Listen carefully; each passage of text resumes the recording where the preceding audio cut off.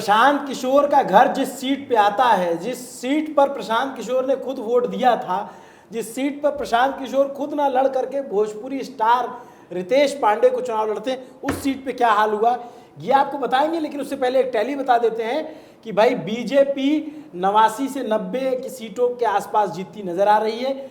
JDU 84 सीटों पर टिकी हुई है, उसका कांटा नहीं हिल रहा है। बीजेपी कभी 89, कभी 90, कभी 91, जब हम 7:30 वीडियो रिकॉर्ड कर रहे हैं। लेकिन जिस सीट पे बताने जा रहे हैं उसका रिजल्ट लगभग तय है। राष्ट्रीय जनता दल 25-26 सीटों पर उनका कुनबा सिमट गया है। 19 सीटों पर लोक जनशक्ति पार्टी कमाल का प्रदर्शन, चिराग की पार्टी का।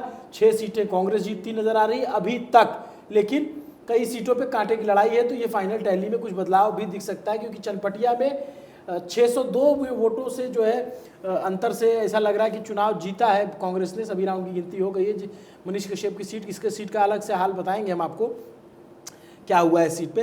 तो ऐसा रहा है मामला। और बीएसपी एक सीट पे अभी लड़ रही है। सीपी जो लेफ्ट गठबंधन है वो 3 सीटें, हम और आरएलएम है वो 4 सीटें जीतने की जो इनकी पार्टी है उपेंद्र कुशवाहा की।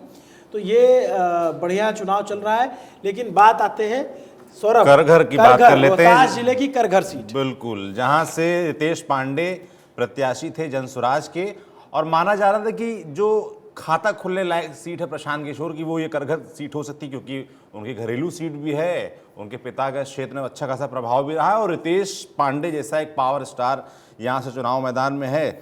हालांकि ऐसा पावर स्टार एक ही है। अच्छा, नाराज हो जाएंगे लोग? पावर वहीजा से शुरू होला। नाराज हो जाएंगे लोग। हाँ, अरे उनके समर्थक बहुत तेज नाराज हो जाएंगे। बिल्कुल। तो भाई यहाँ पर जो नतीजा रहा है वो जनता दल यूनाइटेड के पक्ष में रहा है। बिल्कुल, रितेश पांडे सज्जन व्यक्ति हैं। रितेश पांडे खाता खोलते खोलते रह गए और चौथे नंबर पर रहे। और जनता दल यूनाइटेड यहाँ पर वशिष्ठ सिंह जो उनके प्रत्याशी थे वो 35,365 वोटों से आगे रहे। अभी फाइनल जो नंबर है वो आना बाकी है, एक राउंड की गिनती बाकी है, मगर ये 35,000 की लीड है तो ये क्लियर है कि ये जेडीयू के खाते में सीट जा रही है। इंटरेस्टिंगली यहाँ पर सेकंड नंबर पर उदय प्रताप सिंह बीएसपी की तरफ से रहे, जिनको 56,000 वोट मिला है, 56,178। और कांग्रेस यहाँ तीसरे नंबर पर रही महागठबंधन की तरफ से, जिनको 39,063 वोट मिले। और रितेश पांडे यहाँ चौथे नंबर पर मिले, जिनको 16,203 वोट मिले। इसका मतलब कि रितेश पांडे चौथे नंबर पर है। उतना प्रभाव या जितनी मुझे लगता है कि जनसुराज वालों को या जनसुराज के समर्थकों को उनसे उम्मीद रही होगी, उतना वो बेहतर नहीं कर पाए। मगर हाँ, उनका पहला चुनाव मतलब था। ये है कि भाई प्रशांत किशोर का फैसला सही था, खुद से चुनाव नहीं लड़े इस सीट से कि 16 का 32 हो जाता। हाँ, राघोपुर से नहीं लड़े वो भी ठीक था, और अपने घर से नहीं लड़े वो भी ठीक था। हालांकि राघोपुर की कहानी आपको अलग से बताएंगे, जहां तेजस्वी यादव खुद बिल्कुल गिरते हैं सहसवार ही मैदान जंग में, मुत्तिफल क्या गिरेंगे जो घुटनों के बल चले। तो लड़ना चाहिए था प्रशांत किशोर को चुनाव। पहला चुनाव वैसे भी हमारे उत्तर प्रदेश में कहा जाता है हारने के लिए लड़ा जाता है। बिल्कुल, और नैरेटिव के स्तर पर भी उनको नुकसान किया। मैं ईमानदारी से बताऊं, मैं प्रशांत किशोर के तमाम नौजवान समर्थकों से मिला, उनके मन में कहीं ना कहीं शंका का बीज आ गया था जब प्रशांत किशोर ने कहा कि वो चुनाव नहीं लड़ेंगे, क्योंकि उनको लगा जो सबसे बड़ा चेहरा है, जो सबसे बड़ा योद्धा अपने आप को बताता है उस पार्टी का, बिहार में तो संघर्ष कर रहा है, पिछले 3 साल से यात्रा कर रहा है, जब ऐन मौका आया, आदमी एट द एंड नेता क्यों बनता है? चुनाव लड़ने के लिए, सांसद, विधायक, मंत्री, मुख्यमंत्री, प्रधानमंत्री, यही बनने के लिए तो नेतागिरी करता है ना। और एट द एंड जो समाज के भले की बात है वो भी तभी हो पाएगी जब आप किसी पावर पोजीशन पे होंगे। तो वो दोनों ही जब उन्होंने इनकार कर दिया लेने से, तो जनता के मन में शंका आई, और वो शंका मुझे लगता है कि जो नतीजे आए हैं, जो खाता नहीं खुला उसमें रिफ्लेक्ट भी हो रहा है। और जहां से उम्मीद थी कि खाता खुल सकता है, वो करघर सीट भी प्रशांत किशोर की पार्टी, उनके प्रत्याशी रितेश पांडे हार गए हैं, और यहाँ ये खाते में गई है जेडीयू के साफ तौर पर।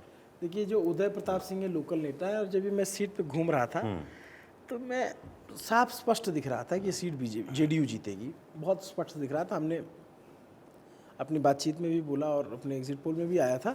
लेकिन ये स्पष्ट था कि इसलिए जीतेगी क्योंकि एक तो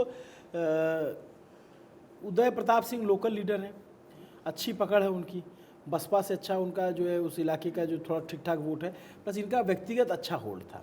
तो हम जैसे एक यादव बाहुल गांव में गए तो वहाँ तो लोगों ने बोला कि आरजेडी। जब प्रशांत किशोर के घर पे गया तो वहाँ तो सब पीके।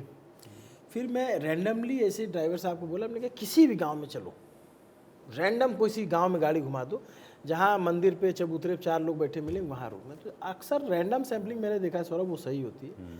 वहाँ हमने जो है अलग अलग जाति के लोग बैठे थे और रैंडम सैम्पलिंग की, वो क्रिस्टल क्लियर समझ में आ रहा था कि जेडीयू लेकिन बाकी चाहे जो भी बात हो, लोग ये कहते हैं कि नीतीश कुमार ने विकास किया है, मतलब लोग ये इससे इनकार नहीं करते, क्योंकि जिन्होंने लालू यादव की सरकार देखी थी, उस सरकार में ये भले बात है कि भाई गरीबों पिछड़ों दलितों की आवाज़ दी गई, सामाजिक उत्थान का काम किया गया, बट अपराध भी तो बहुत ज़्यादा हुआ, विकास कुछ नहीं हुआ। वो आज तक मुद्दा है भाई, वो इनके पीठ पे जमा ऐसा मैल है जहाँ पे हाथ ही नहीं पहुँच रहा है कि आप उसको छुड़ा लो। ऐसे कर रहे हो, फिर ऐसे कर रहे हो, लेकिन हाथ नहीं पहुँच रहा है उस मैल को छुड़ा पाओ। ठीक है, और आपके जो आसपास जो आपके चेले चापड़ हैं, वो साबुन गायब करके बैठे हुए हैं, वो किसी को मिलने नहीं दे रहे हैं, आपके लोगों के पास आने नहीं दे रहे हैं, तो आपका हटेगा कैसे? जिनको समझना है उनको समझ में आ रहा है मैं क्या अच्छे से आ रहा है, और आरजेडी वालों को और अच्छे समझ में आ रहा है। आरजेडी भाई, आप देखो जिस बूथ पे 450-500 वोट आरजेडी का है, अगर उस बूथ पे जेडीयू जीत रही है तो जो है वहाँ से हवा में तो वोट पड़ा नहीं है। इसका मतलब है कि आपके कार्यकर्ताओं ने या जो आपको चाहने वाले लोग थे उन्होंने आपके खिलाफ वोट किया, और महिलाओं ने हचक के वोट किया। महिलाओं ने हचक के वोट किया ना कि भाई इसी बात पे कि आप जो है जीतो, और इसी तरीके से भाई आपने काम नहीं किया, आपने अपने कार्यकर्ताओं को तरजीह नहीं दिया, अपने नेताओं विधायकों को तरजीह नहीं दिया, आप एक आदमी के आसपास घूमते रहे, मोबाइल भी पर्सनल दे दिया, आदमी इतना पर्सनल बना दिया कि पत्रकारों का जरिए सवाल होने लग गया कि आप संजय जी से आखिरी कॉल पे बात करते हैं कि पत्नी से बात करते हैं। वो बात खैर वो दूसरी हो गई। अभी मुद्दे की बात यह थी कि करगर सीट जहां प्रशांत किशोर का घर है, जहां उनका परिवार रहता है, वो सीट प्रशांत किशोर की पार्टी, जिसको लोगों को उम्मीद थी कि शायद यहां से खाता खुल सकता है, पर वो खाता नहीं खुल सका है। ऐसी और तमाम सीटें हैं जो बड़ी इंटरेस्टिंग है, वो बारी बारी से आपको बताएंगे अलग अलग वीडियोस के जरिए कि वहां पर क्या हुआ। आप देखते रहिए न्यूज़ पिंच। शुक्रिया।